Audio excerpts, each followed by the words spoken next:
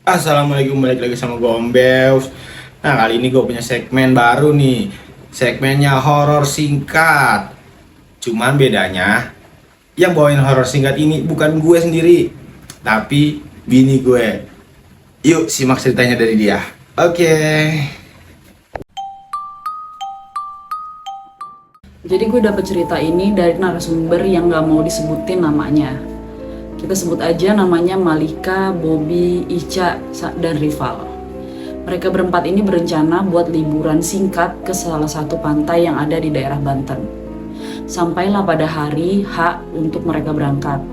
Namanya anak kuliahan, mereka berpikir saat itu liburan dadakan aja. Jadi salah satu orang tua dari mereka, yaitu orang tuanya si Ica ini, bilang bahwa dia nggak setuju buat anaknya pergi ke sana.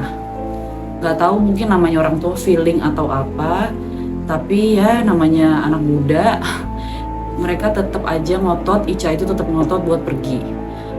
Akhirnya mereka pergi tanpa rencana, hanya dadakan aja. Kira-kira mereka jalan itu sekitar jam 8 malam. Jalanlah mereka dari Jakarta ke Banten, tempat tujuan liburan mereka. Sampailah mereka di villa tersebut. Mereka beres-beres barang, mereka duduk-duduk sebentar istirahat. Lalu salah satu di antara mereka, yaitu si Bobby, bilang bahwa yuk kita bakar-bakar yuk, ngapain kita bengong-bengong doang di sini, namanya juga kita lagi liburan. Akhirnya mereka berencana buat bakar-bakar.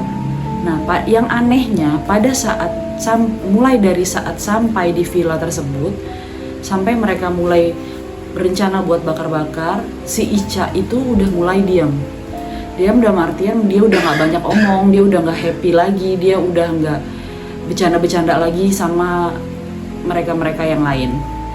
Nah, cuman di situ belum ada yang notice sama sekali bahwa si Ica ini udah mulai aneh.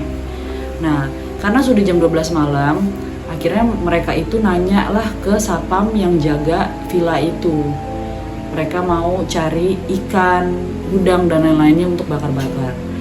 Sampailah mereka, akhirnya satpam tersebut mau mengantar mereka ke pantai pasar yang ada di dekat pantai.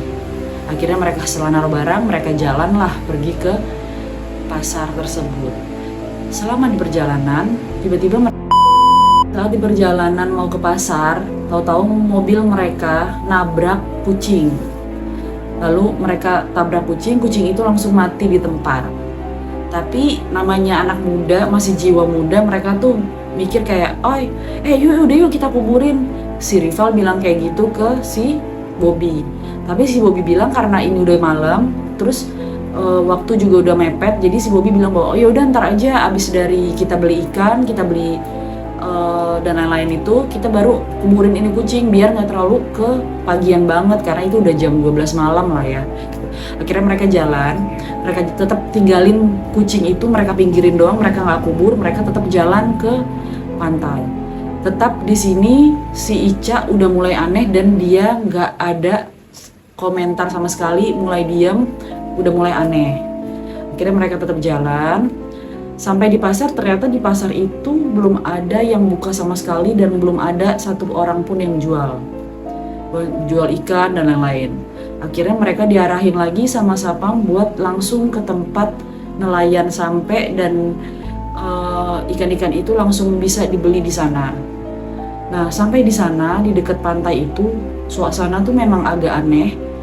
Hari hujan, banyak angin, dan juga di sana tuh gelap banget ya, maklum lah ya, namanya juga pantai, pasti gelap banget kan kalau udah malam. Nah, akhirnya turunlah si Rival dan Bobby untuk cari pedagang yang jual ikan dan lain-lain itu gitu. Akhirnya mereka turun dan di mobil itu cuman Ica dan Malika. Malika ini udah mulai akhirnya aneh ngeliat Ica yang benar-benar nggak banyak komen, banyak diem aja dan nggak ngomong apa-apa. Nah, akhirnya Malika nanya ke Ica, woi Ica, lo kenapa? Kok diem aja dari tadi? Biasanya lo pecicilan, nggak bisa diem, ketawa-tawa, kita kan lagi liburan, kok lo diem aja? Langsung si Ica jawab, dan tanpa ekspresi apa-apa, dia langsung cuma jawab, nggak kok, gue nggak apa-apa. Ya udah lu jangan kayak gitu dong. Malika pun ngomong gitu lagi, ayo dong kita senang-senang, namanya juga kita lagi liburan gitu, kata si Malika. Tapi Ica pun cuma diem aja dan gak jawab apa-apa. Cuman di situ Malika tuh sama sekali nggak notice dan ya udahlah gitu, mungkin dia bete atau gimana bagi anggapan si Malika. Akhirnya kembalilah ke mobil si Bobby dan Rival. Bobby bilang bahwa penjual nggak ada, nelayan pun belum ada. Jadi akhirnya mereka memutuskan untuk balik ke villa. Akhirnya mereka balik ke villa. Nah di perjalanan sampailah di tempat kucing yang mereka tabrak. Pada saat mereka turun dari mobil, si Bobby dan Rival turun dari mobil, dan itu sama sekali kucingnya nggak ada. Nggak tahu, mungkin udah dipindahin orang atau ya nggak tahu lah ya gitu. Pokoknya kucing itu udah nggak ada. Nah tambahlah di situ suasana tuh makin nggak enak. Malika yang udah mulai notice si Ica ini udah nggak ada suara, udah nggak ngomong apa-apa. Malika tuh udah mulai perasaannya juga nggak enak. Cuman karena dia nggak mau suasana liburan mereka jadi nggak enak, Malika nggak ada ngomong apa-apa ke Bobby dan Rival.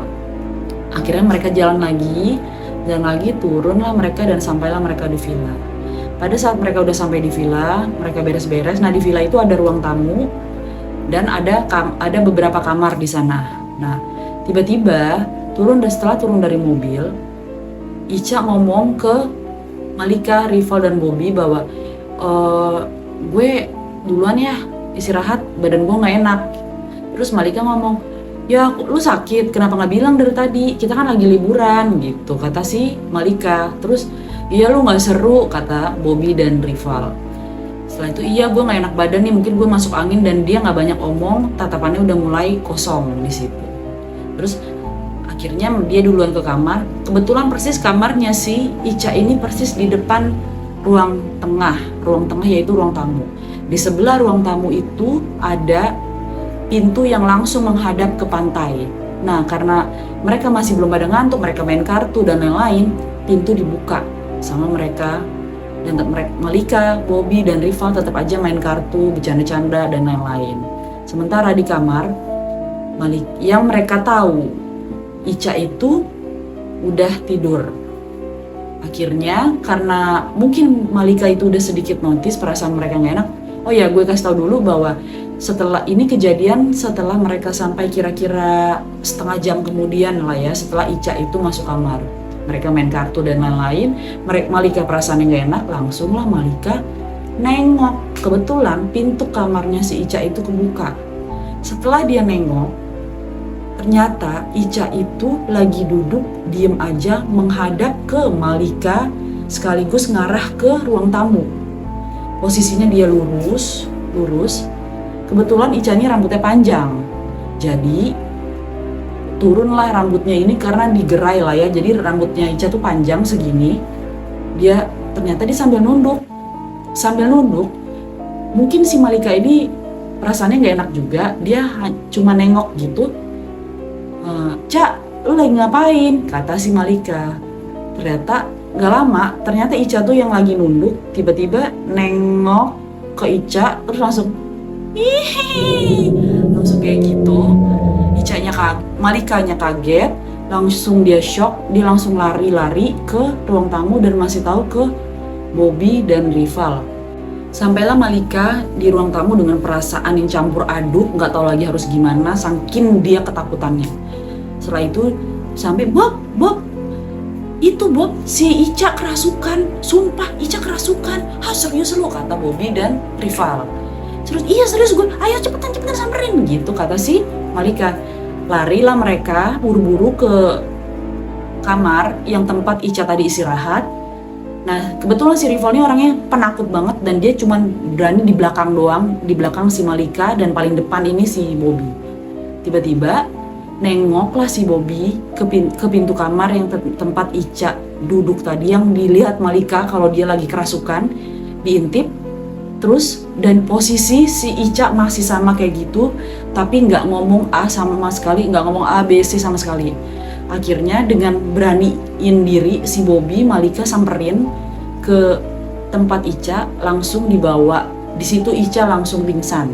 Setelah pingsan langsung dibopong sama si Bobby, dan Rival langsung dibawa ke ruang tamu tempat mereka tadi duduk main. Dipangkulah si Ica dengan posisi kepalanya si Ica ada di Bobby dan kakinya si Ica ada di Malika. Sambil si Rival yang tadi penakut dia duduk cuma di bawah dan megangin tangannya si Ica. Dan yang lo harus tahu bahwa tangannya Ica itu bener-bener putih pucat, udah kayak nggak ada darahnya sama sekali, bener-bener putih yang pucat, tangan pucat banget, dan itu super duper dingin, bener-bener dingin banget. Dan dia cuman diem nggak ngomong apa-apa. Setelah dibopong itu dia diem dan nggak ngomong apa-apa sama sekali. Akhirnya mereka bingung dan nggak tahu harus gimana lagi. Akhirnya si Rival inisiatif buat panggil Sapam yang ada di villa itu. Setelah sampai Sapam itu, "Pak, tolong Pak, teman saya ini kayaknya kerasukan. Tadi yang salah satu dari teman saya juga dengar kalau dia cekikikan." Akhirnya, "Bapak bisa tolong nggak teman saya?" "Oh bisa, soalnya saya udah berapa kali di sini nanganin orang yang kerasukan." Jadi tempat yang mereka inapin saat ini itu udah sering orang kerasukan di sana. Dan itu kejadian mereka itu bukan kejadian pertama di villa itu orang yang kerasukan. Shock lah mereka, kaget dan benar-benar nggak tahu lagi harus gimana. Akhirnya nggak tahu dia Ica itu diapain sama si Sapam itu. Kebetulan Sapam itu punya kelebihan dan dia akhirnya bisa bantu si Ica. Akhirnya Icanya sadar, nggak tahu diapain, cuma dikasih air putih juga diminumin ke Ica dan akhirnya Ica sadar. Setelah itu akhirnya Sapam itu pergi dan keluar lagi dari villa itu dan akhirnya mereka berempat lagi. Diajaklah ngobrol terus si Ica, diajak ngobrol, dikasih makan, dan mereka tetap akhirnya ngilangin rasa takut mereka dengan bercanda-canda lagi seperti nggak ada yang terjadi apa-apa. Dan itu sekitaran udah pukul jam 3 pagi, udah jam 3 lewat lah ya. Tadi posisinya sama bahwa pintu yang langsung menghadap ke arah pantai itu terbuka dan itu lagi hujan masih gerimis-gerimis juga. Tiba-tiba mungkin si Malika ngerasa masih gak enak juga perasaannya karena dia langsung yang melihat bahwa si Ica tadi kerasukan suara kuntilanak. Tiba-tiba Ica mau nutup pintu. "Gue tutup pintu dulu ya," kata si Malika, maksud gue yang mau nutup pintu. Akhirnya dengan perasaan si Malika yang gak enak banget, langsung Malika nyamperin pintu yang pintu buka gede gitu yang langsung mengarah ke pantai, ditutup. Memang sih di saat itu Malika ngerasa bahwa angin tuh kenceng banget, ditutup sama Malika. Kira-kira setelah ditutup Malika balik badan, 3 detik kemudian 1, 2, 3 brak, pintu buka lagi. Nah masih mungkin masuk akal angin, sementara padahal itu pintu-pintu yang kayu tebel yang berat lah ya. Mungkin Malika masih tenangin diri dan Malika balik lagi ke pintu dan Malika tutup lagi. Brak. Setelah Malika tutup, Malika jalan lagi. Berapa detik kemudian, brak, pintu itu kebuka lagi. Tiba-tiba langsung mereka semua yang ada di ruang tamu itu dengar suara "permisi". Dan itu 2 kali berturut-turut, "permisi". Langsunglah di situ Malika langsung samperin teman-temannya. Setelah dengar itu mereka langsung lihat-lihatan dan mereka kaget banget. "Lo denger nggak?" "Iya, gue denger tadi ada yang permisi. Coba lo lihat keluar, mungkin Sapam." Gitu kata si Rival. "Enggak, lu aja," kata si Malika. Akhirnya yaudah gue aja, kata si Bobby. Akhirnya Bobby ngeliat dan itu nggak ada siapa-siapa sama sekali. Dan mungkin suara permisi itu ya kalian pikir aja sendiri itu apa gitu. Akhirnya mereka memutuskan untuk nggak tidur sampai pagi. Yang tadinya mereka pikir bakal liburan menyenangkan, ternyata jadi liburan yang seperti itu. Alhasil mereka nggak tidur sampai terang. Dan karena mereka takut ngerasa rugi kalau misalkan mereka langsung pulang, akhirnya mereka tetap memutuskan buat main-main di pantai, terus snorkeling dan lain-lain. Nah sampai di pantai, mereka main-main, snorkeling dan aman-aman aja, nggak ada yang terjadi apa-apa. Setelah main kira-kira berapa jam, baliklah mereka ke mobil untuk siap-siap, bersih-bersih balik ke villa. Setelah sampai di parkiran buat balik ke mobil, tiba-tiba Kalian mau tahu apa? Mobil itu semua full dilalerin, dan bener-bener sebanyak itu laler yang ngerubungin cuman mobil mereka. Sementara di parkiran itu ada bis, ada mobil-mobil orang lain, bener-bener lagi agak rame, dan di situ cuman mobil mereka doang yang dilalerin. Gue nggak paham sih itu kenapa bisa cuman mobil dia doang, mereka doang yang dilalerin. Kalau kalian tahu, mungkin kalian bisa komentar di bawah itu apa. Dan mereka semua itu shock, dan akhirnya mereka buru-buru cepet-cepet mutusin buat siap-siap packing dan pulang ke rumah. Akhirnya mereka di perjalanan dengan perasaan gak enak, dengan Ica yang belum happy sama sekali. Akhirnya mereka buru-buru buat putusin buat pulang balik ke Jakarta. Akhirnya mereka pulang dengan perasaan yang gak enak, dan mungkin karena mereka itu tetap ngotot liburan walaupun udah dilarang sama salah satu orang tua dari mereka. Nah, gitu ceritanya. Buat kalian yang punya pengalaman horor, kalian bisa share di sini ke email yang gue taruh di deskripsi di bawah. Jangan lupa like, komen, dan subscribe. Bye.